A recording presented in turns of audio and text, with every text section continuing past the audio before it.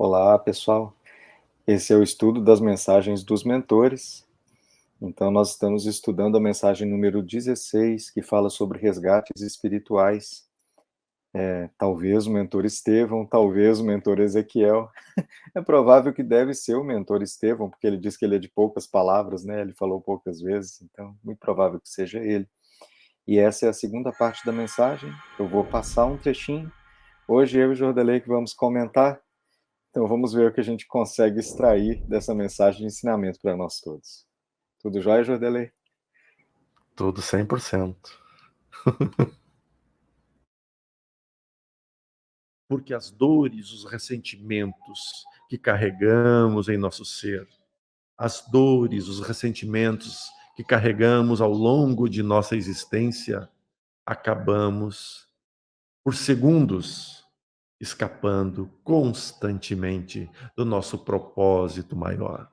O nosso propósito que é de aprender, de crescer e de abrirmos os olhos para as realidades do infinito que nos cerca. Quando assim o fazemos, então o universo, naquele instante, carrega a psicosfera daquele local com toda a abundância possível, em termos de cura, de esperança e de esclarecimento.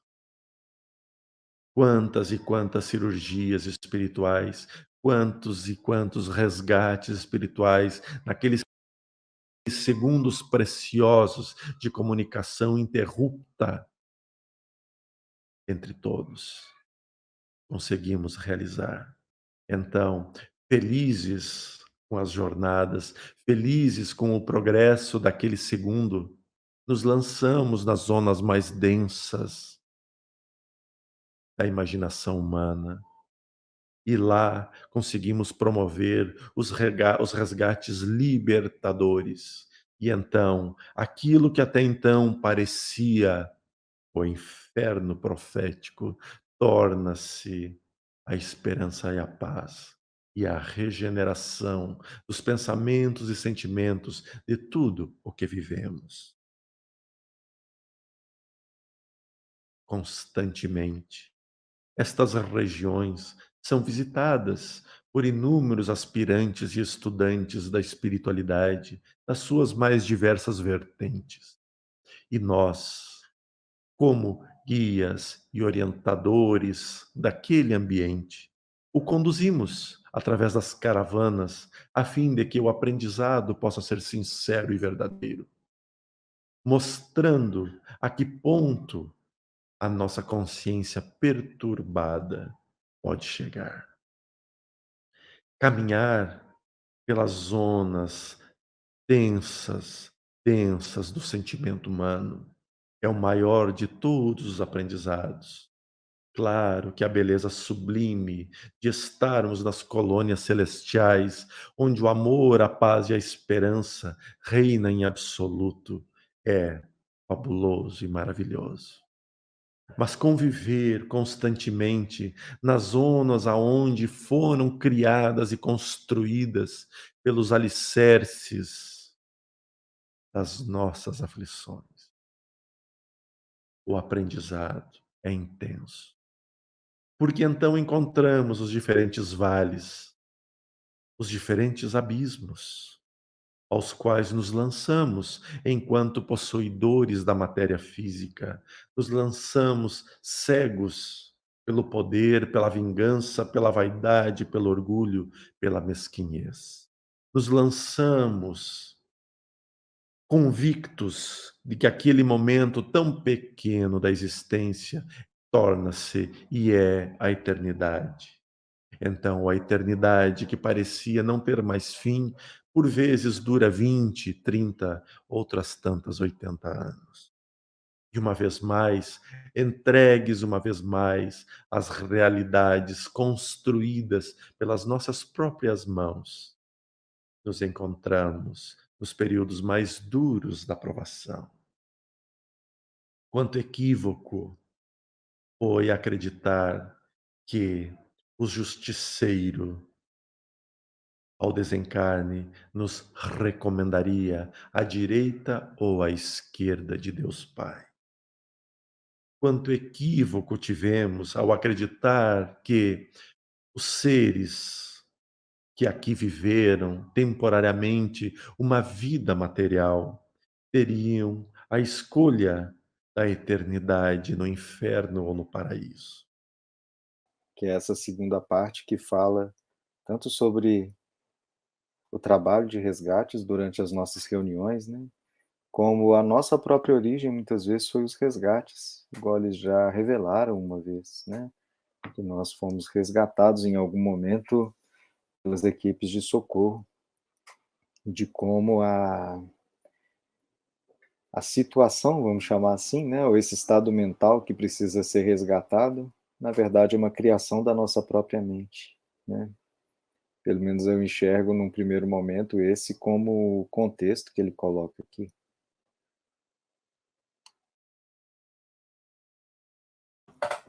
Eu estava também olhando por esse ângulo, Robson, e o tanto que eles todos nos falam da,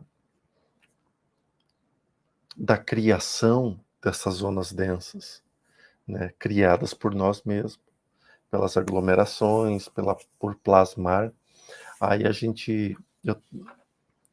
vi aquele filme do Robbie Williams, se não me engano, antes dele cometer o suicídio, como que era o nome do filme,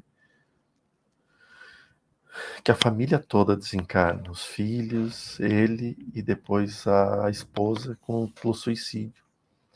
E lá ele começa a aprender que tudo aquilo é plasmado pelos pensamentos, né? Então tudo gira em torno de um quadro que a esposa pintava. Assim mesmo, quando ele vai para o resgate, buscar no Vale dos Suicidas, e veja que ela estava ainda numa região ainda mais densa do que o Vale dos Suicidas, né? Mas que tudo aquilo era projeção e criação daqueles que ali estavam.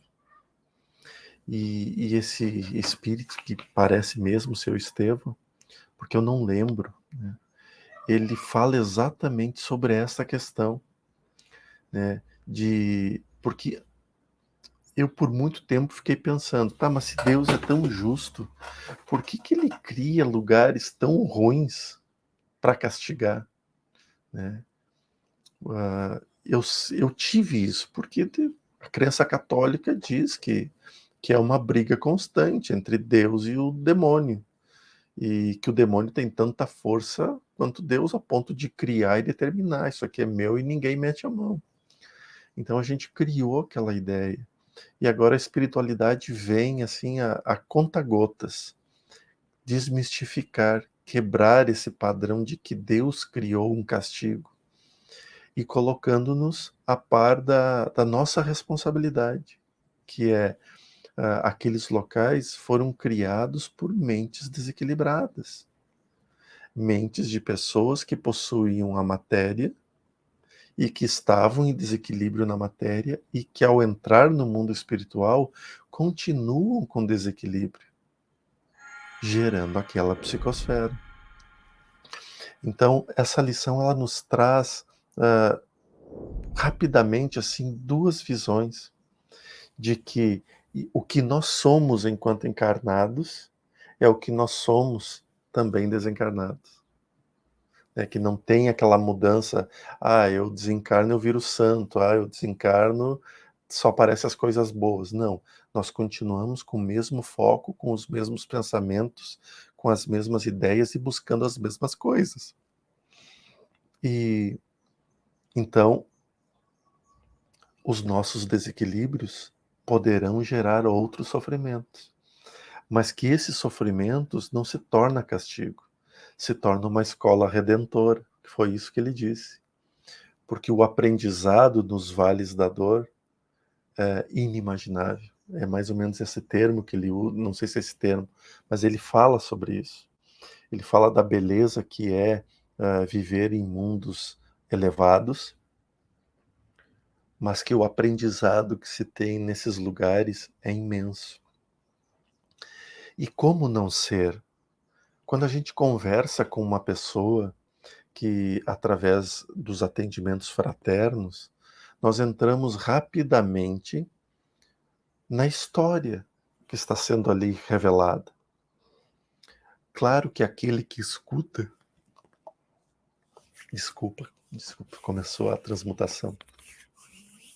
Aquele que escuta, ele automaticamente ele entra naquela frequência, naquela história, para poder olhar de um ângulo, de um outro ângulo, né, de um ângulo externo. Mas ele precisa entrar no campo daquela visão sendo relatada. Então, quando a gente entra nesses mundos dos vales sombrios da dor, lá a gente encontra o filho abandonado, o pai renegado, rejeitado, a mãe abandonada, a mãe ou o pai ou o irmão que sofreu homicídio, aquele que se perdeu através da fuga, seja dos vícios ou de inúmeros outros caminhos, aqueles que desafiaram as leis da gravidade andando acima da velocidade, estando cientes dos problemas. Mas lá a gente encontra todos estes, aqueles que imaginavam que, sendo possuidores de bens, teriam privilégio diante de Deus, já que colaboravam com Deus. Todos esses irmãos estão ali, diante de uma realidade que não condiz com aquilo que às vezes nem estudaram. Ou como, por exemplo, no Vale dos Espíritas, que é um vale denso, né? E que quando chegam lá os médiuns, né, os espíritas desencarnados, eles ficam apavorados, porque eles não imaginaram que estavam fazendo tantos equívocos diante de uma doutrina tão bela. E esses pontos a gente só começa a compreender quando a gente olha as entrelinhas das coisas. Porque o que me leva a fugir de algo, para onde eu for, aquilo vai comigo. Eu não quero mais ver o Robson porque o Robson me causa tal sentimento. Tá. Aí eu saio de Belo Horizonte, vou para São Paulo, para Rio de Janeiro, para Estados Unidos, sei lá, para qualquer lugar. Toda vez que eu lembrar do Robson, eu vou estar conectado àquela energia de novo. E como eu não resolvi, irá aparecer um outro Robson aonde eu estiver, com as mesmas situações. Por quê? Porque eu acabo atraindo para perto de mim aquela frequência, aquela situação. E aí eu estou exposto uma vez mais à mesma prova. Esse vale que os mentores estão falando nada mais é do que isso. Então, afinidades. E aí nós conhecemos os vales da dor. Não, isso. Eu acho que o que tem de consolador nessa mensagem é a gente extrapolar esse raciocínio, né, que você apresentou de uma maneira tão didática, mas extrapolar esse raciocínio e lembrar então assim, então as colônias que ele falou que são maravilhosas, elas também são fruto de um conjunto de mentes que estão sintonizadas naquela energia, né? Então, se tem um conjunto de mentes que estão sintonizadas na energia de ajudar, aí eles criam um lugar que tem um posto de socorro, né? Se eles estão num propósito de curar, nós somos espíritos que estamos juntos pelo propósito de curar, e aquilo é intenso, nós materializamos um hospital, né? Se a gente tem essa energia de se conectar com a vontade de Deus, aí nós vamos sintonizar e criar um espaço que é uma colônia, né? Onde também nós vamos nos reunir no astral e aonde nós vamos ter essas afinidades que também são frutos, né, da nossa vibração.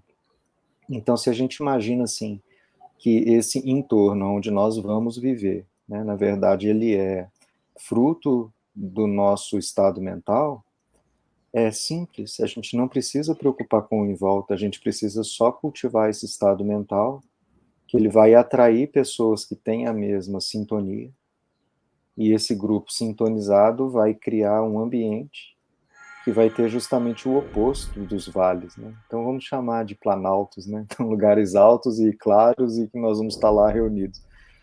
E aonde vão estar as colônias, né? E aonde nós vamos ter essa energia ou um local que nós vamos morar e que vai ter esse sentido, né, diferente dos vales. Então a gente sabe que existem colônias socorristas, existem hospitais, né, espirituais, existem colônias onde tem aprendizado, como se fossem universidades, né? E esses lugares também são criados da mesma maneira que os vales. E que se a gente imagina então que é só a gente cultivar o nosso estado mental para chegar lá, é mais fácil do que a gente imagina, né? Não tem que comprar um terreno no paraíso, nem tem que fazer, sei lá o que os religiosos ficam mandando a gente fazer, né? É simplesmente a gente cultivar essa sintonia com o bem. E é tão difícil isso, Robson. Porque a gente nunca sabe o que acontecerá no momento seguinte. E um segundo é o suficiente para mudar uma chave vibratória, tanto para o bem quanto para o equívoco. Daqui um pouco eu estou andando na rua, sou assaltado, levo um tiro e desencarno, né? E ao saber que desencarnei, sabendo tudo que eu tinha para viver, qual vai ser a minha reação mesmo diante do conhecimento que eu tenho? Naquele momento ali eu posso me tornar um algoz, um perseguidor, e aí colocar tudo a perder, né? É exatamente isso. Nós estarmos muito focados nesse ponto. É verdade, né? Muito rápido, e a gente ainda consegue sintonizar há pouco tempo, tanto é que na primeira parte da mensagem ele disse assim, né? Dependendo do grupo espiritual, 3 minutos de 60 de uma reunião em que as pessoas estão sintonizadas em conjunto, né? É claro que individualmente tem pessoas que ficam 60 minutos ali, mas mesmo que ela fique os 60 minutos, é difícil que ela fique fora da reunião, só sintonizada com o bem, né? Às vezes assim que a gente sai da reunião, a gente já sintoniza com outras coisas. Mas sabe uma coisa que me veio na mente e que realmente é algo que tem feito muita diferença na minha vida, é fazer o evangelho todo dia de manhã. Porque é como se eu já começasse o dia tentando sintonizar. Então eu começo o dia sintonizado, em vez de ser assim, vou procurar a sintonia numa hora que acontece algo, né?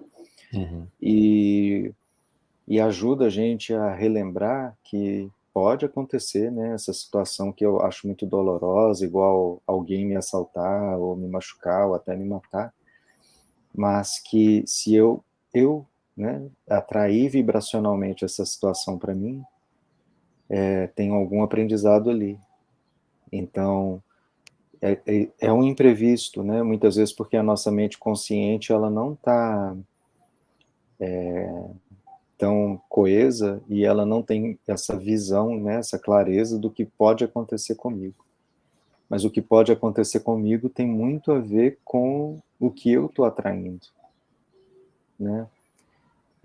Às vezes, muitas coisas que a pessoa fala assim, isso aconteceu do nada, de repente eu adoeci, por exemplo. Quantas vezes que a gente, vindo o nosso olhar, né, voltando o nosso olhar para trás, a gente lembra assim, não, mas tal dia eu vi que a minha imunidade estava baixa, tal dia alguém me falou o seguinte, nossa, você devia alimentar melhor, você devia, sei lá, fazer exercício físico, né, cuidar mais da saúde, e aquilo vai, e eu vou fazendo surdez, né, até que aquela situação aparece para me ensinar algo, né? Então, eu acho que essa visão, né, de nós mesmos, estudar nós mesmos, para a gente entender o que a gente está atraindo, ajuda a gente a compreender melhor, né, as coisas que materializam na nossa vida, e também fazer o evangelho todos os dias, de repente ajuda a gente a sintonizar com o alto no início do dia, para aumentar o tempo que eu estou conectado, né, e aí talvez eu vou ter mais chance de ter uma reação, vamos dizer assim, benéfica, do que me desequilibrar, né? Exato, exatamente. Mas ótimo, já deu 20 minutos. Deu 20 minutos de conversa. Acho que é isso. Podemos encerrar essa parte aqui. Agradecer a vocês estarem aqui conosco e nos darem ouvidos, né, Robson? Então tá, até a próxima, pessoal.